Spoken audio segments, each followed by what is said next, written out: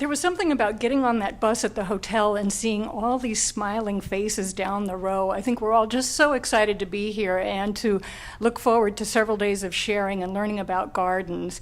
I feel very blessed to be here, and it's really a privilege and a pleasure to be kicking off this evening's session.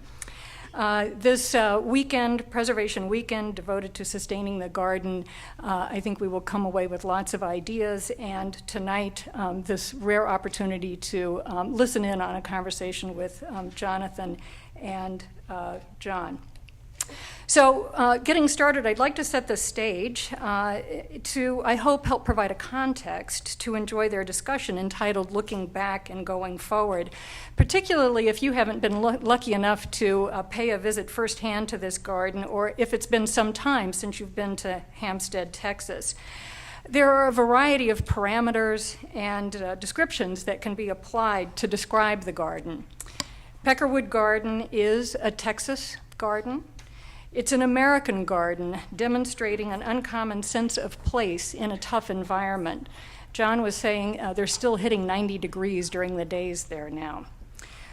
Or in the words of Rosemary Veary, it's a real garden.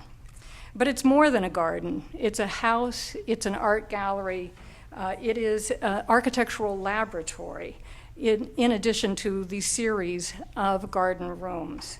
It's a total living environment. Like the Chicago Botanic Garden, Peckerwood is now 40 years old. It evolved from 1971 as a 7-acre retreat to a 39-acre property today.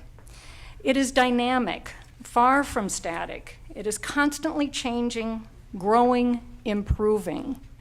An estimated 3,000 species grow there, and I might add that's as many as we have on over 350 acres at the Scott Arboretum, and many of those plants are rare and endangered. It is a plant-growing laboratory. It has been described as a living work of art featuring multiple plant collections. There are agaves, boccarnias, genera of cactus, crinum, dazzlerians, yuccas, palms, nalines, zephyranthes, cycads, along with perhaps some that are more familiar to those of us who garden on the East Coast, things like cornus, magnolia, mahonia, sycamore, and styrax. It has been summed up as a repository of germplasm, since many of these plants were grown from seed or collected in the wild of known provenance. It is likely the most comprehensive collection of oaks in North America. It is a demonstration garden, responsibly showing how to garden in the southwestern environment and use resources not only wisely, but with stunning results. It is a demonstration of how to use materials beyond plants, how to use light, texture, water, sculpture. But these bits and pieces and these fabulous photographs don't add up to reveal all the magic of this place, nor the potential of it as a public garden. As a member of the screening committee for the Garden Conservancy, there are questions that I've wrestled with, and I know many of you have wrestled with, such as what makes a garden great? What makes an exceptional garden that captures the essence of American horticulture? What makes a garden worthy of the Garden Conservancy's efforts to support it? What gardens should the Garden Conservancy preserve to fulfill its mission? Perhaps these questions are still best answered by example, as answers do and will continue to change through the lens of time and context. We know it when we see it. We know we are there when we get there. We see it at Peckerwood Garden. We know we are there. And I would imagine your pulse is a little faster, your heart is pounding a little stronger just looking at these photographs if you haven't been to this garden. Greater than the sum of facts and descriptions and photographs, Peckerwood Garden is an exceptional American garden for a variety of reasons. Yes, the breadth and the depth of the plant collection alone makes it a great garden. But given the collection has been planted with a distinct, discerning artist's eye, it makes it exceptional. It is unique. John Fairey was educated as a painter and has taught as a professor of design at Texas A&M for many years. He has another year of teaching in progress now, as his last we learned today. So it has that magical quality of being a living artwork as well as a great plant collection. It is an outdoor artist studio where John now paints with plants instead of paint. Peckerwood is exceptional because it teaches and inspires and leads by example. It goes beyond being a place of enjoyment for relaxation and the admiration of beauty. It has the potential to help form our future for the better. If visitors spend some time understanding what they see at Peckerwood, they will become better gardening citizens of the planet, learning sustainable ways to garden and landscape in Texas. Peckerwood informs us of our relationship to where we live.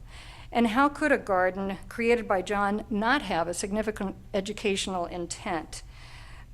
John has devoted much of his life to teaching, advancing the next generations, and he's good at it. He's received numerous teaching awards, including the National Teachers Award for the American Institute of Architects. Peckerwood is exceptional because it's multidisciplinary in its approach and appeal. It isn't just a garden. It connects so many dots and blurs so many lines between plants and place, art and design, architecture and landscape architecture, between inside and outside, between wild and cultivated, between mundane object and artwork. Having just spent a couple of weeks on vacation in Mexico myself earlier this month, I'm also keen to point out another reason Peckerwood is an exceptional garden. It is a cultural bridge between Mexico and the US, sadly something in short supply. John has traveled to the Sierra Madre more than 100 times since his first trip to Mexico in 1988. Not only plant hunting and collecting, but also appreciating the rich cultural traditions of Mexico, as evidenced through his fabulous Mexican folk art collection. His travels and work have raised awareness and understanding on both sides of the border to the biodiversity of northeastern Mexico, the issues of overgrazing, and the needs for plant conservation, as well as the cultural traditions of Mexicans.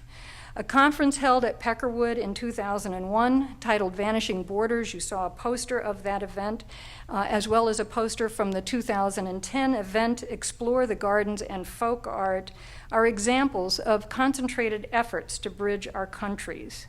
While Mexico has been described as our distant neighbor, John and Peckerwood strive to make it feel less so.